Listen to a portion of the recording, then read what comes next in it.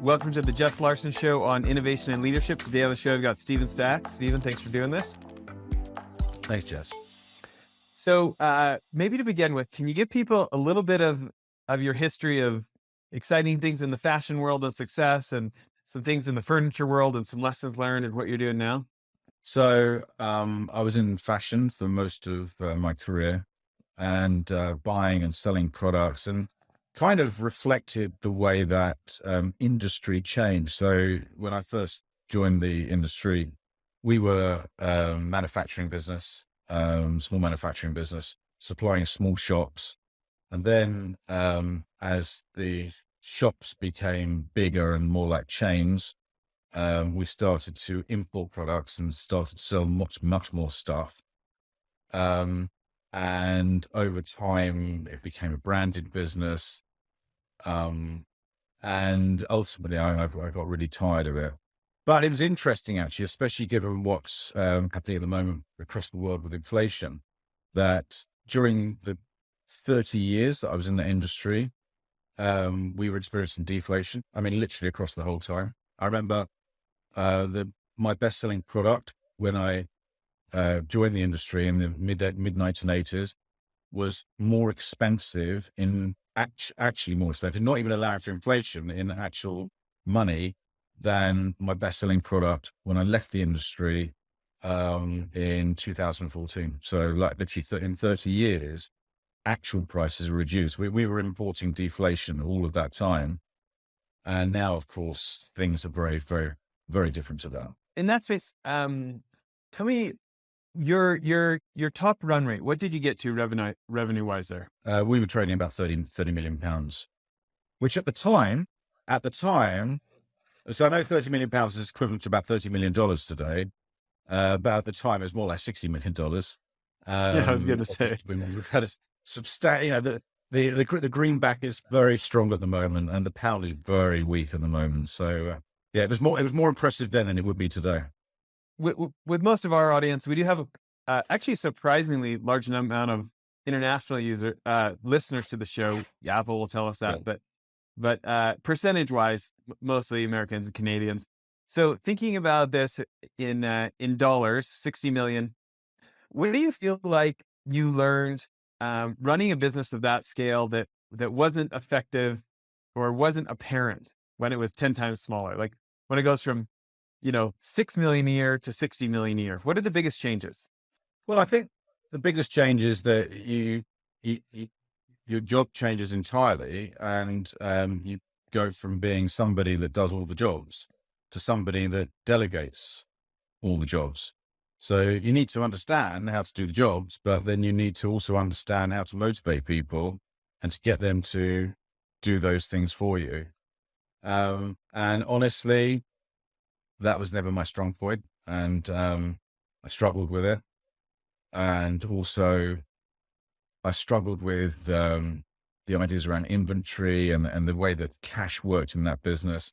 And ultimately, it was all of those things which made me kind of think about getting involved in the financial business rather than stay in that business. So I figure I just got a bit too old for it and tired of it. And what I noticed was that the stuff I liked doing at the beginning, which was like deal making, was what I still love doing at the end. All that other stuff that came along, largely around management of both inventory and also people, I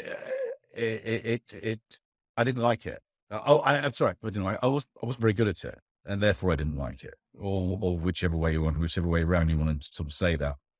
And as a consequence, yeah, I don't know. I was kind of asleep, I guess, a lot of the time, until a deal came along or something went wrong. And I thought, wow, this is great. I'm energized now. I'll get out and do some stuff.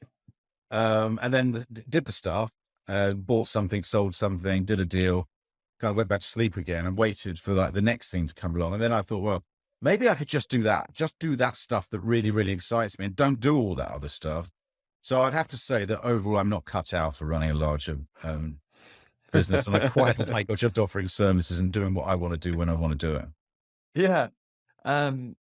So Before your success you've got now in lending space, you took a time in furniture. Do you want to talk about some of the lessons there? Yeah, that was a huge lesson. So we had a furnishing business. We're selling direct to consumer using newspaper advertising, online advertising, and um, basically we had. I mean, you're familiar with Brexit, right? Yeah.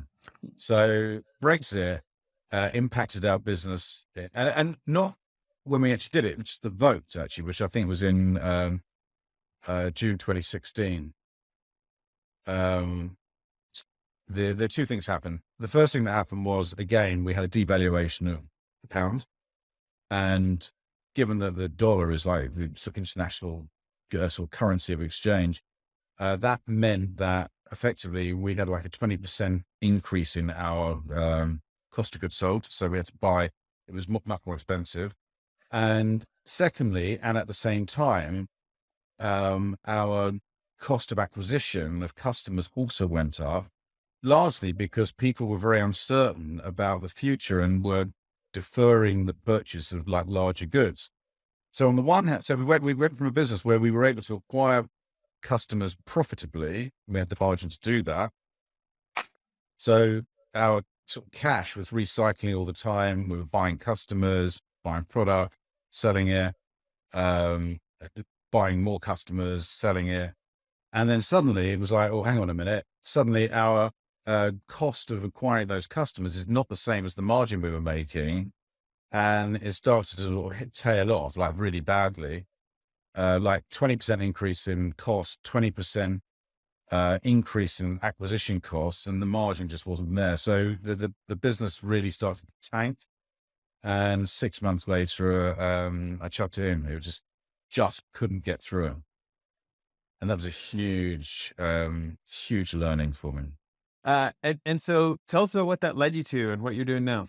Well, I kind of went networking, right? So I'm guessing the same with you, but certainly in London, there are massive amount of networking opportunities. Like for breakfast, lunch, dinner, you can go business networking all the time, and that's what I did. I just went out meeting people, largely other advisory businesses, trying to work out where the opportunity might be, where the gap was. What I saw was that there were lots of accountants, there were lots of lawyers, there were lots of business coaches, but what there wasn't was people applying sort of entrepreneurial experience to deal making, especially around fundraising. So what I found was, when I would speak to businesses, and they'd have a very fixed idea in their head about, yeah, I want to scale this business, and therefore I need to raise this money. I want to sell some shares in my business to do that. And then you'd ask them various questions around, I don't know, grants, um, tax credits, pricing, debt, especially venture debt, other forms of debt. Yeah, before you get to equity, because they kind of didn't realize that ultimately equity needs to be repaid, and it's really, really expensive when you do that. It's almost like kind of like considering it's like free money. I'll bring somebody on, and without thinking about why would that person want to invest in you? What's in it for them? Um, so advising around that and helping businesses to achieve that became like a passion of mine. I don't think I was bad. I don't think I was that well advised myself when I was running businesses. So I thought, yeah, with my experience now, I feel like I could do that. And having done all this sort of networking out in the field, I could see nobody else, or not many other people were really doing that or doing that well. So I started doing that, and then I wrote a couple of books around that, and I haven't looked back. It's been a phenomenal journey the last 6 years. Well, and can you tell us a little bit about Reboot and the Investor's Handbook? Yeah, so I wrote two books. The first one was for Reboot Your Business, which I wrote in 2018. And basically, it's a guide to how you need to maybe rethink how you run a business today relative to previously. Because, of course, change is happening much more quickly all the time. It's always accelerating, never more quickly than now, right? I mean, it's just literally from week to week. It's very difficult to plan how you're going to be running your business, um, and how you're going to fund your business, and then how to make incremental improvements in your business. There's about 3 sections in that book. So I wrote that, and then about 2 years later, I wrote another book called The Intelligent Investor's Handbook, which kind of dealt with the issues that investors in small and medium businesses have in basically trying to pick a successful strategy, because most people lose money at doing that.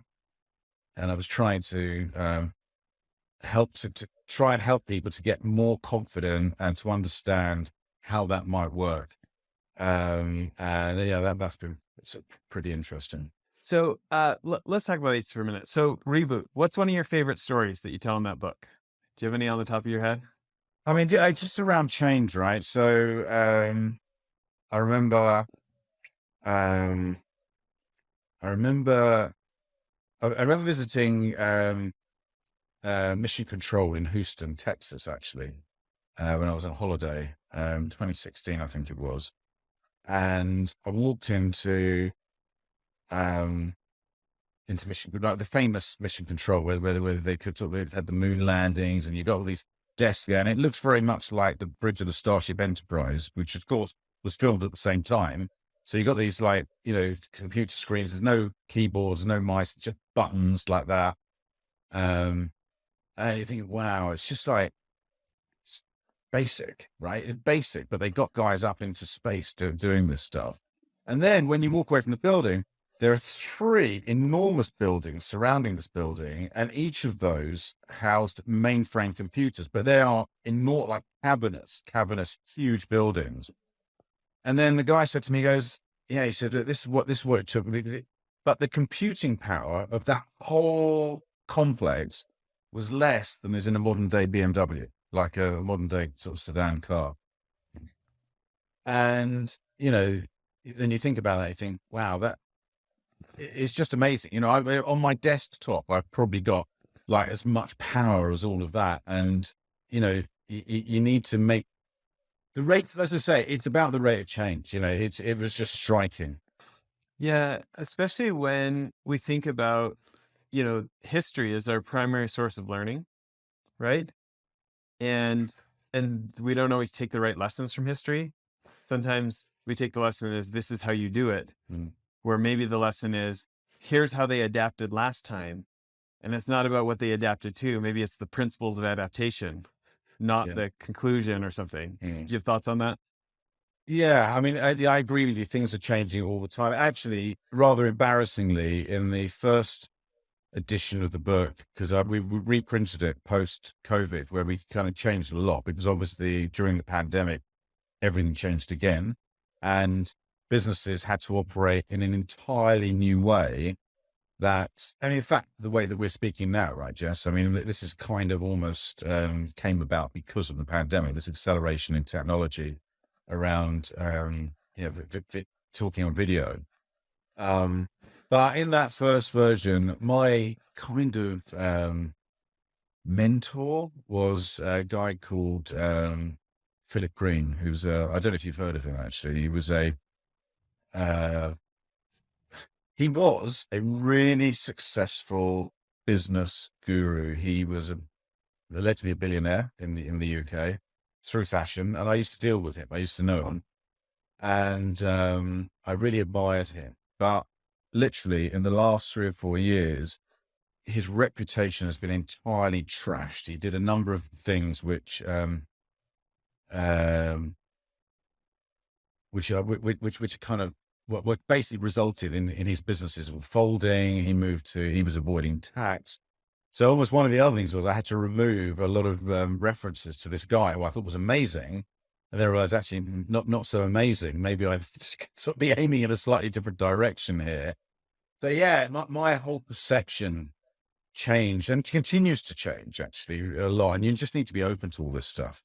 That makes me think about the Warren Buffett quote about it takes 20 years to build a reputation and 5 minutes to lose it, Yeah. or one decision to lose it, right? Yeah. Yeah. Yeah. Yeah. Absolutely. Um, so tell us about kind of what those lessons have led you to, and kind of your passion these days around helping entrepreneurs access debt financing. Yeah. Like I said to you previously, I find that entrepreneurs, they kind of running their business. They're in their silo, they're in their lane, and they come to an issue where the answer is more cash. And in business, often that's the answer, right? And often the symptom of something going wrong is no cash. You know, it's kind of like it's the acid test of business, right? The reason why businesses fail, no cash, and the reason, and when they succeed, then they throw off lots of cash. Um, so it often, they get into that and they think, okay, more cash, need investors, or need this, or need something. I can think of a really good example actually of a business that was in the snack food industry in London. Yeah. And they had, they were supplying a very large chain of sandwich stores with snacks. And also they had their own brand, and they had a 30,000 square foot unit that was working 24/7. And the business was losing money. It had a negative net margin of around about 5 or 6%. And so they came to me and they said, okay, we need investment. We're going to expand our operation in order to become more profitable. And then when we analyzed it, we said, yeah, actually, you don't really want to take on more debt or more activity. Actually, what you really need to do is just increase your prices by 10%. Because what you'll do is then you'll scare off this very low margin, huge customer that you're actually selling at a loss. And hopefully you'll attract in a lot of newer customers. But, just to kind of build on this strategy of serving this very low margin client is not a good way forward. And so in the end, actually, we got paid nothing for that. And they went off and did whatever they did. But, as a point of principle, I don't, I won't do what people think is the right thing. I'll do what I think is the right thing. And if that means we don't get the business, then so be it. Because I think what goes around comes around. Well, tell us a success story of one of your clients. I met a guy who was in the computer games industry. He had in fact, initially he had a load of computer game shops. So when computer games were sold in boxes, and inevitably that went bust, and he was bankrupt, and he was in a really, really bad way. And then he started a new business, which was when he was licensing computer games. He was licensing IP from Pixar and Disney in the States, and making that into kids' computer games. And that wasn't going very well either, because it's enormously expensive to develop games, right? Even if you don't own the IP, you have to take quite a large stab at like any kind of production, right? And the computer games industry now is bigger than every other media put together. It's a lot of stake there. And then when I met him, he had major issues. I literally on the edge of insolvency. So we managed to raise £1 million loan for him. And in addition to that, there was a renegotiation with his investor where he got diluted from 50% to 20%. Anyway, move on 2 years. The business got bought by private equity for 180 million, and is now on the way to becoming a unicorn. Actually, it's going to be they're going to IPO it, and it'll have £1 billion valuation. This guy has gone from literally like nothing to 100 million, maybe more. That has been amazing. An amazing journey. Oh, it's incredible. So let's dive into that story a little bit. It is fascinating to me. We just got a client this morning. It's one of the largest tech companies in the world. Everybody would recognize. And I was just talking to my head of operations, who also happens to be my brother, who is run businesses with me kind of since 2004. And I was just commenting about like how much one day can change things in business. Yeah. You know, like it, you know, compared to the job world or getting an education or these things that take so much time, like taking the right steps in the entrepreneurial world can have such drastic effects, right? Yeah. Um, Yeah. so, you know, as you're talking about this guy who's like almost insolvent, you know, right on the edge, I can just feel like the gut churning of of like times when, you know, I don't know, the roller coaster of my personal net worth, you know, when I've had those lows and you're just like, it just feels like the walls are caving in on you and you just, you know, just it's rough, It right? is. And then, Uh, I mean, just on that point, I've recently started, I've licensed something it exists in Mexico, but it exists in 300 cities around the world. So can I swear on here? yeah, but we'll probably beef it out. So, Okay. So it's called Up Nights, right? And it exists in 300 cities around the world. And we did the first one in London last night, and we got 4 business people to tell stories. And there are 3 elements to their story. The first element is how they were before. The second element is what the F up was, and how that felt like a, and then the third is what they learned from it, right? And it's 7 or 8 minutes, and there's some Q&A from the audience. And the thing is, right, as business people, we'll have an elevator pitch, right? And it's largely, it's aspirational, and it's kind of, yeah, I'm doing this, I'm doing that, and it's great and it's fantastic. Um, but when you get to know somebody quite well, then you dig down, and failure is always below the surface.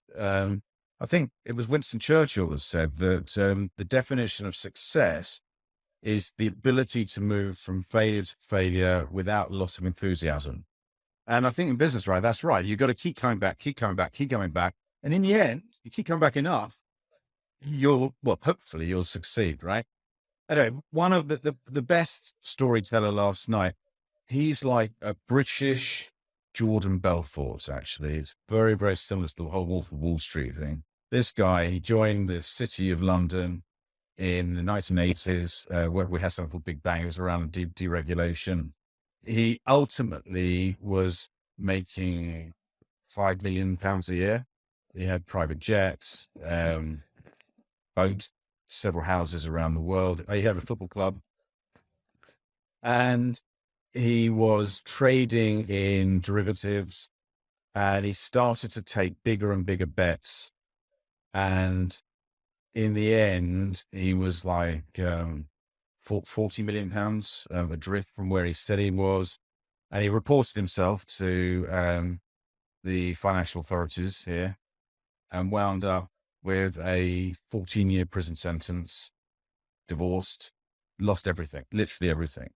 And now he's kind of like, I know him, and he's coming back, and he just spoke in, it was a terrible thing that happened. And he admits he deserved to go to prison, right? It was like, it wasn't, he's not running from, he's not blaming anyone. It's entirely his fault. But he made a series of poor decisions, and he wrecked that part of his life, and his family's life too.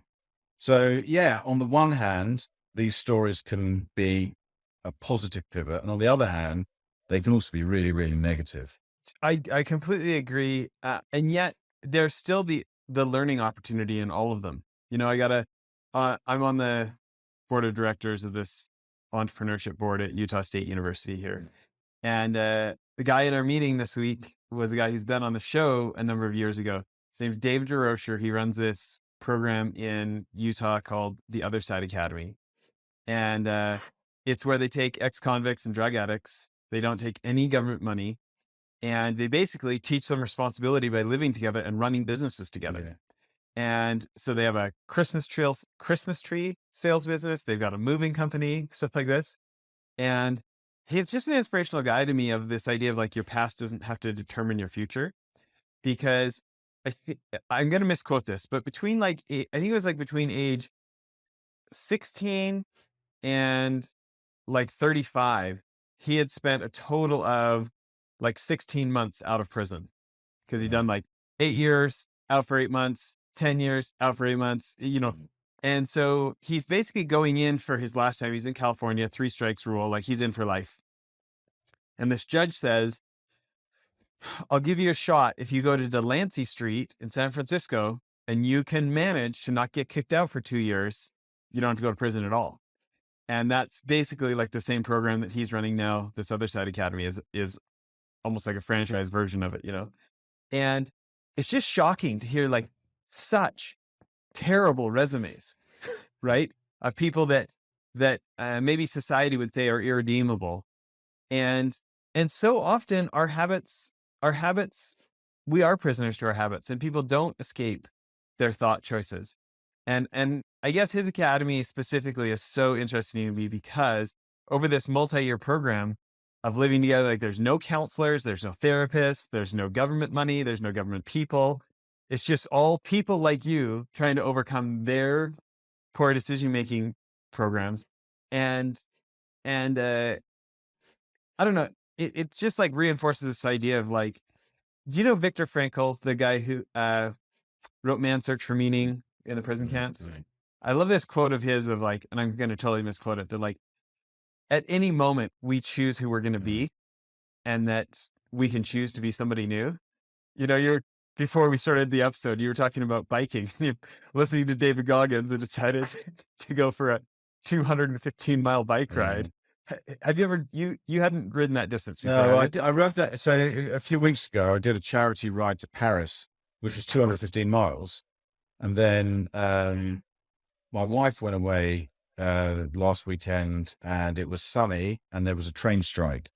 So I thought, wow, this is my stars are aligned here because I've got a free pass, and I can't easily give up because I can't get back on a train. So I'm going to go, and the weather's nice. So I'm going to go around. I made this whole route on Strava around the southeast of England, and I set off with a big bag of calories because it was 10,000 calories, right? So you try and adjust. Actually, that's what I really struggled with. I managed to get 4,500 maybe, but I'd certainly 10,000 made me feel sick. Anyway, so I go off around south of Italy. I see a beautiful dawn. I get to about 95 miles. I have my lunch, and then I come back around. I come to Cambridge, where we have the university here, and it was 7:30 in the evening, and that's when my problems started. My problems were like threefold. Firstly, my Wahoo computer that had my map on it, the battery packed up, so I kind of it was difficult to navigate. Secondly, it was dark. Thirdly, it was cold. Got down to about 5 or 6 degrees centigrade. I'm not sure what that is in Fahrenheit. And you can't drive bicycle like on the freeway. You have to go down country roads. So country roads, A, they don't have any lighting, and B, they don't really have any signage. Or if they do have signage, it's to live for the next village you haven't actually heard of, but it's not to where you're actually going. So I'm charging down these roads and in the middle of the night, and I'm thinking, and I'm freezing cold. When I'm not pedaling, I'm cold. I think, I know I haven't thought this through properly, because if I get a mechanical failure here, if I kind of like get a puncture or I have to stop, I get off my bike. Firstly, I can't see to fix anything. Secondly, I kind of don't even know where I am. And thirdly, actually, I'll be shaking too much because of the cold. And I thought, I really haven't thought this through. I hadn't thought through the implications of that. I knew I'd get back late, but I don't know. I don't know what it was actually that stopped me planning, but it was like, it wasn't good. Anyway, in the end, I did get back about 1 a.m. and I got home and I just thought, wow, I can't believe I did that, but I can't believe I took that risk either. But anyway, I did. And I felt really good about it in the end. Won't do it again. So there you go. So I want to go back to this story though. This client of yours, like the walls are caving in, he's almost insolvent, and within 2 years he sells the business for 180 million. What do you feel like were some key decisions that he made right there, and that maybe you helped advise him with? Well, the biggest key decision was that he was in an industry which allowed that. If he was in almost any other industry, in far one or two industries, then he would have struggled to achieve that result. At the moment, I'm seeing, I don't know, computer games, EV, electric vehicles. There's a few things where there's, the valuations and the growth opportunity is enormous. So I think that if you want to make money quickly, the first thing is I think you need to be in the right industry. And then he had a really interesting business model which allowed him to de-risk his development because he was licensing IP that he knew was successful already. His hit rate was far greater than it would have been if he was just creating stuff, because there are so many kids in bedrooms all around the world creating computer games. And, how many of them become the next Weekend or the next, the next big blockbuster? It just hardly any, right? The hit rate is tiny. But if you're taking something that's already a very successful film franchise, well, you've got a massively bigger chance, right, of making that work. Even if you don't own the actual IP yourself, you're just renting it as you are with a license deal. And then because they were well known, he was able to offset a lot of his risk by pre-selling that, because a lot of the distributors would say, fine, yeah, that's Frozen, or that's, whatever the other name of the film franchise is.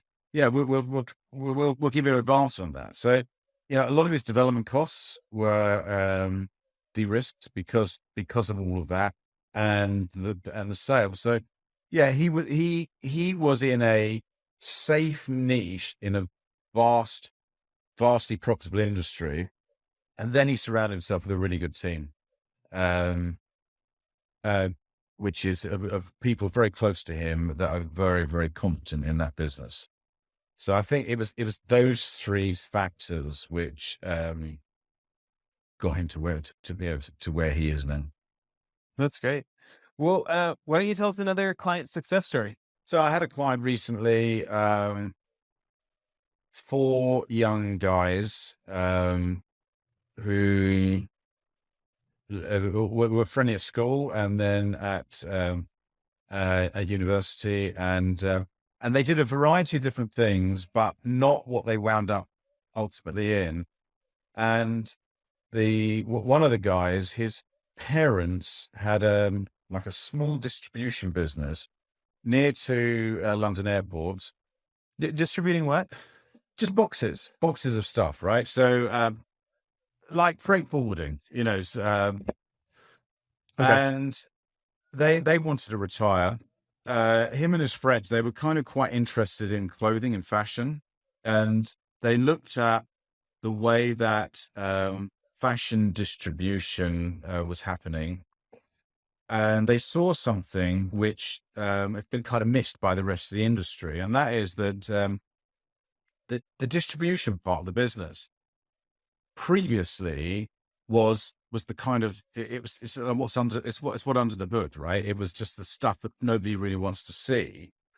But the industry changed insofar as the people who are quite successful in the industry now they don't come from the industry. They actually come from the world of Instagram. They're influencers, right? So like Kardashian, for example, is a good example. She didn't go to fashion college, but she runs a highly successful series of brands because she's able to drive customers to her stuff really cheaply, because she is in herself a huge brand. So this is kind of happening all over, and they saw that there were kids who were had big followings on Instagram and other social media platforms, and they would then try and productize this by creating, putting their brand on a t-shirt or sweat or something like that, or baseball caps, to do a limited release, and then they get orders. They have 100. They sell 100 like immediately. Like so, it was not like normal fashion. And then they need somebody to distribute it. So they started to do that because they knew some of these people. And Then they developed a new facility. It was super clean. Didn't look like normal facilities. It's carbon neutral. It's got a load of solar panels on the roof, because a lot of these brands are sustainable. So they like that particular idea. And they invited the influencers into the facility. They put photographic facilities in there, and soon they become absolutely oversubscribed because it's the only facility which kind of deals with the market as it is today and not the market as it was historically. And then I went in there a year ago because they wanted to expand. They had a 30,000 square foot warehouse near to Heathrow Airport, which they, not the original one from the parents, it was about 4,000 foot. It was tiny. And now, when I went in there, we went to raise some money in order to open up 300,000 square feet of pick face, like huge, like 10 times bigger than what they had previously. And these guys, yeah, interestingly, so they wanted to do an equity sale, sell shares, and to expand the business. But actually, when I looked at the cash flows of this business, and the fact that it looked a bit like a sausage machine, and they were heavily oversubscribed, it looked pretty obvious to me that the more business you put in at the one end, and you remove the constraint of the size, that the business will continue to expand. So we actually found a venture debt provider rather than a venture capital provider who have loaned them the money over a 5-year period. First 6 months interest only, and then paying the rest of the capital back over about 54 months. So that at the end of this period, they'll own the whole business. Still, there'll no other shareholder in the business, and they can do with it what they want. Where previously, had they gone with their plan, they would have still had the facility, but they would have had to sell the business, and that they would have found all sorts of issues around management of the business and the general direction of strategy of the business, guided by the equity investor, which they don't have now. So yeah, these guys have been massively successful. They rethought the business, and we were really glad to help them fund it also in an innovative I way. know we're kind of winding down here. Maybe a final question from me is, when you think about the risks of over leverage, how does your brain work? How do you think about, enough leverage to get done what you need to get done without risking your whole future? I'm really uncertain on the whole area of leverage currently. I'm specifically uncertain because um, we obviously had the banking crisis in 2008, where all the banks were over leveraged, and that they were warned to, and then Lehman Brothers went bust, of course. This whole thing. So we literally just in the last week or so, we've got a new government here in the UK, and they decided to cut taxes, like Reaganomics, actually, very much like Reagan, cut tax in order to drive growth. But the markets didn't like it because they thought, well, hang on a minute, this looks like a sort of like a banana republic. This is all, it's just more debt. They're just over leveraging the country here. And what we saw was that there was a dip in the value of the pound, which we've discussed, and the interest rates that the government are paying in gilts, in bonds, that has gone up a lot. And what really surprised me is that a lot of the pension funds were leveraged with derivatives. And I had no idea that was the case. I would have thought pension funds were playing a safe game where they were not leveraged. So I'm kind of looking, yeah, the country's leveraged, but the pension funds, well, what's even going on here? That was like, I think that was a failure in regulation, actually. And I think that right now, I think it's not a time to be leveraged. I think that, when you're in a beginning of a downturn, and that's what I think we are currently, I think you need to be unleveraging, unwinding your positions as quickly as you possibly can. I would certainly agree with that. How we're approaching commercial real estate at our fund. We're doing these we're in the middle right now of building these small like action sports resorts for Mm. families who are like really into outdoor stuff near like ski hills and mountains and lakes and things like this, right? National parks. And we have just pursued alternative building materials and how can we just build this thing at half price instead of how much can we borrow to do it? Mm. And like we're installing our new ones debt free for exactly that reason Mm. of, there's real estate, for instance, can be one of the safest businesses out there unless you're over leveraged. I mean, it's the number one problem with real estate is too much debt, or your model requires things to keep going the way that they're going, and things never keep going the way they're going. They either go up or they go down, Yeah. you know, and you're fine in one of those scenarios and you might lose everything in the other scenario, right? Yeah. So we've, interestingly enough, we actually acquired a property management business in August, two months ago. And one of the reasons for that is to try, is to manage properties or large amounts of property in the British Midlands that may well be over leveraged, because at the point where people get into trouble, as the manager of the property, we're probably the first person they're going to come to in order to try and execute some kind of deal.